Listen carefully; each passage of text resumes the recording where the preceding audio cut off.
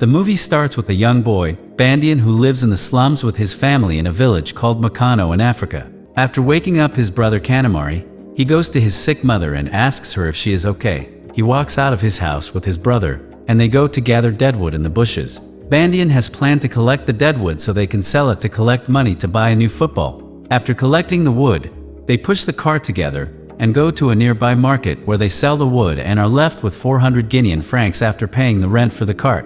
After getting the money, they run towards their school and reach there after the teacher has already started her lesson.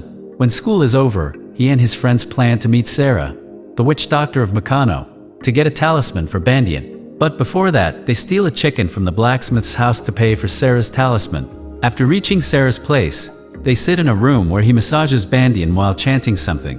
In the meantime, a boy referred to as Radio Kankan provides live commentary about the situation, until Sarah asks the kids to be quiet. He gives Bandian a talisman. He gets back home after playing a soccer match with his friends on the street using a football made of cloth. At his home, Bandian spends his time counting the money they collected and feeding his mother dinner. The next morning, he goes to meet the village doctor, Mrs. Aspirin. Bandian tells her that his mother is still coughing and wants to come there, but his father only wants Sarah to treat her. Aspirin assures him that they will find a way to treat his mother. Bandian says that he has money that he collected to buy a soccer ball, and they can use it to treat his mother, but the doctor tells him that the treatment is free. Bandian gives her the money, asking her to keep it safe for him, as his stepmother wants to take it from them. She takes the money from him, promising to keep it safe until he needs it. Meanwhile, Sarah meets Musa, Bandian's father, who is worried about his crops not harvesting well due to the lack of rain. Sarah assures Musa that it will all be over once his son becomes a soccer star. But Sarah insists that the world is changing, and soccer money can help them change their lifestyle. Just then, a ball comes flying at them with Bandian and the other children running behind it. As Musa discusses football with Sarah, Connie calls Bandian and his brother to help her pick up tomatoes. He goes to his friends who are looking at a football magazine. Bandian says that they will buy a Pele one. His friends tell him it costs 699 francs. They count the money they have according to a new calculation and then plan to go buy a football. They go to a local market to buy a leather football but can't find one, as the sellers only have plastic footballs. The next day, when Bandian is walking back home after school, Dr. Aspirin stops in her car near him. When he goes to meet her, she gives him an old football. He excitedly takes the ball and runs back home. With the help of his brother and friends, he paints the ball golden. All the children then run out playing with the new football Bandian got. Sarah is sitting with the blacksmith, who complains about his chickens disappearing continuously. The kids playing nearby finish their match, and the commentary boy, Radio Kankan, comes to them to get their opinion. Sarah tells him to go away, scolding him for having no respect for elders. The football comes flying at him and hits him in the face. The ball then rolls on the ground, hitting a candle nearby that causes the blacksmith's hut to catch fire. Connie, who is passing by, quickly comes there and says that Bandian was the one who hit him, snatching his football and locking it in a room. Connie says that she will tell Musa about the accident and he will slash his football. Bandian doesn't listen to her. He kicks the door open and runs away with his football, ignoring the shouts of his stepmother. As Connie continues to yell insults at Bandian even after he runs away, his dying mother comes out and tells Connie to leave her son alone, and they start arguing. Just then, Musa comes there with a group of villagers and kicks Connie out of his house for being disrespectful. They then start to look for Bandian. Seeing this, Kanamari runs to where Bandian is hiding. When he reaches Bandian, he warns him that they are looking for him, and that he shouldn't come back if he wants to stay safe. So he decides to run away. At the hospital, he meets Aspirin and asks her for his money, saying that he wants to buy a gift for his father. She brings him his money, and he leaves after telling her that she has to take care of his mother. Bandian then hitchhikes on a tractor which takes him out of town. The tractor breaks down, and the driver tells Bandian to take care of the vehicle while he goes into town to bring spare parts. Bandian waits there for the man's return, but day turns into night without any sign of the tractor's driver. The next morning, he is awakened by the horn of another local truck passing by the road. He quickly gets off the tractor, stops the truck, and requests a ride. After traveling for a while, the truck stops in a busy town, and the driver asks him to get down, saying that this place called Casado is their last stop. With his ball in his hand, Bandian starts walking in the market when a man in referee clothes comes running up to him and asks for his ball. He says that he will give it to them only if they let him play. After some hesitation, the man takes Bandian with him, quickly gives a red card to a player, and lets Bandian play in the game. Bandian plays a very good game, scoring back-to-back goals, without noticing that someone is recording him.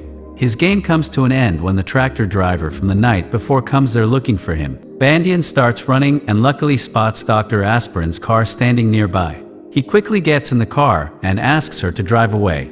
She starts driving at his request, and he tells her why he left the village. Bandian still doesn't want to go back, so he asks her to take him to a nearby town called Conakry, saying he has family there. Aspirin reluctantly agrees and starts driving again. He falls asleep in the back seat of the car. He has been asleep for a while when Aspirin wakes him up as they have reached their destination. After he gets out of the car, he says that he wants to go find his sister, Fanta. Aspirin lets him go with a promise to reunite on Sunday, saying she'll take him back then. She is surprised to see him and asks why he came there. After finding out what happened, Fanta tells him that he has to go back because their father must be worried about him. Bandian says that he will go back with Aspirin as he promised. Fanta still refuses to let him stay, telling him that it's not her house, she's living with a friend. Just then a girl approaches them and tells Fanta that Bandian can stay at Bangura's apprentices. The scene sets to Bandian traveling in a car with an old man named Bangura, who asks him if he wants to work. They reach a house where the man calls a boy named Fode and asks him to take care of Bandian. The next morning, Fode wakes Bandian up, asking him to hurry before all the horns are gone. Bandian is confused by this, but when they reach the beach, after crossing a slaughterhouse, he finds out that Fode was talking about cow horns. He learns that Bangura makes lamps and other items with these horns, and sells them to tourists at high prices. He also sees there are a lot of other boys working for Bangura. For the next few days, Fode and the other boys mock and bully Bandian. They make fun of him, push him around, and treat him poorly. One day, while Bandian is playing with his football, they force him to drink vodka, then throw his ball into a nearby house. Bandian tries to retrieve his football, but the owner of the house refuses to give it back. As he attempts to climb the wall, his hand gets cut on a piece of broken glass. In this whole ordeal, the only person who stands beside him is a dwarf man named Bubba, who also works for Bangura. Heartbroken by the incident, Bandian goes to the hotel where he last saw Aspirin, but the receptionist tells him that no one there is called Aspirin, and he leaves downhearted. Bubba suggests they should go back, but Bandian refuses, saying he doesn't want to see Fode again. The next morning, they both witness a well-off lady struggling as many kids surround her, trying to help her carry her bags. Bubba walks up to her, kicks the other children away, and offers to help, handing some of the bags to Bandian. As soon as she turns away, they both run off with her belongings. After running for a while, they reach a place where a security guard is stopping children from entering the area where a football match is being held. They bribe the guard with the stolen bags, and he lets them sneak through the wall. During the game, a player kicks the ball very high, and it lands on the roof of the stadium right in front of them. Bandian jumps off the tower without hesitation, and luckily lands safely on the roof. He starts juggling the ball joyfully, ignoring the people shouting at him to return it. He continues juggling the ball without noticing that security guards are approaching him. They soon arrive and take Bandian, along with a bunch of other children who were watching the match from the tower, including Bubba, into custody. The next morning, Aspirin is seen at the hotel asking the staff to tell Bandian to wait there if he shows up, as she has some errands to run. At the police station, a man named Beecher bails out Bandian by pretending to be his boss. Beecher bails both of them out. As they walk out, Bandian says he has someone to meet that night, but Beecher informs him it's already past 9, and he's missed his chance, and he takes them to his workplace. Beecher takes them into an office, and shows them a video of Bandian playing in that impromptu football match in Casado. Impressed, Beecher points out that only Bandian is from Meccano, and that their claim of being brothers is false. Bandian tries to make excuses. He then shows them a video of a real football match, but the power goes out halfway through. As Beecher steps out to scold his workers, Bandian takes a nap on the bench. Meanwhile, Aspirin is still searching for him, and goes to Fanta's place. Realizing that neither of them knows where Bandian is, they begin searching together. While they're working, Fode, the boy who previously bullied Bandian, arrives and tells him that his friend and sister are looking for him. Excited by the thought of seeing Mrs. Aspirin again, Bandian's eyes light up. Later that day, Beecher takes a truck from the store and brings Bandian to retrieve his football. scaring the old man who refused to return it earlier. After getting his ball back, they head to the store where Aspirin and Fanto are waiting. Bandian tells Aspirin that he doesn't want to go back, because he wants to stay in the city and train to become a soccer player. Aspirin reminds him of the promise he made, and says she must take him back. Seeing this, Bubba jumps in to defend his friend. Beecher, who overheard their conversation, steps forward and praises Bandian for being courageous and determined. He tells him he knows a friend named Kareem, who is a soccer coach, and he can introduce Bandian to him.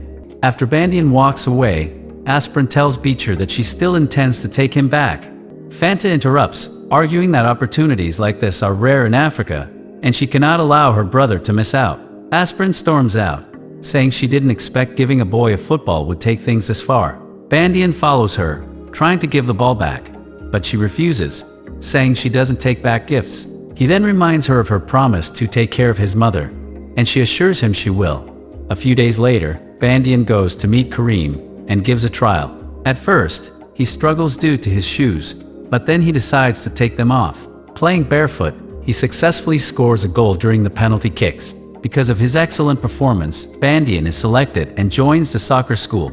At the school, he practices at every opportunity, which leads to him being targeted by the star player, Touré, and others on the team. In the coming days, they won't let Bandian eat, and during practice and matches, they refuse to pass him the ball. Kareem notices this behavior and, after a few days, tells the team he won't tolerate such behavior.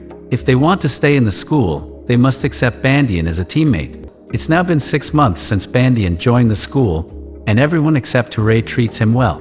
During a running session, Beecher meets Kareem and tells him to contact academies in Europe to sell his talented players. Back at the school, Kareem teaches techniques and asks a question. Bandian quickly answers correctly and receives praise. Touré whispers to Bandian that he'll never wear the number 10 jersey. After class, Bandian challenges Touré to a juggling duel. Whoever can keep the ball in the air longest will be champion. They begin, and after a long match, Bandian wins. Just as he's celebrating, Kareem arrives and scolds him. He then says Bandian will sit on the bench for a year, and won't play in the upcoming match against the Coasters. Frustrated, Bandian meets Bubba, and says he wants to return to his village. Bubba reminds him of the people who believe in him, and tells him not to give up. On match day against the Coasters, Beecher pays a player from the opposing team to take Touré out early. As the match starts, Touré is attacked repeatedly, and ends up injured, just as planned. With Touré off the field, Bandian gets to play. He performs brilliantly, leading his team to victory. A year later, an envelope arrives at Beecher's store. After reading the contents, Beecher immediately rushes to Kareem. It turns out the Saint Etienne Sports Association of France wants to train Bandian for 5 years, with all expenses covered. It's the perfect chance for Bandian to compete with Europe's best. Kareem resists the idea at first, insisting that Bandian is too young. He warns Beecher that people from Bandian's village will curse him if he sends the boy without permission. But Beecher has already made up his mind. He goes to Meccano with Fanta and Aspirin to speak with Bandian's father. After some persuasion, Musa gives his blessing, saying that while he would prefer Bandian to stay, it doesn't matter whether he's in France or Africa as long as he's safe and doing what he loves. With his father's permission, Bandian travels to France alone. He gets through airport checks by pretending to be 16. After landing, he takes a taxi to the stadium, ready to chase his dream. And that's the end of the movie. So what did you think of this movie? Leave it in the comments below. And if you liked the video, please like and subscribe for more movie recaps.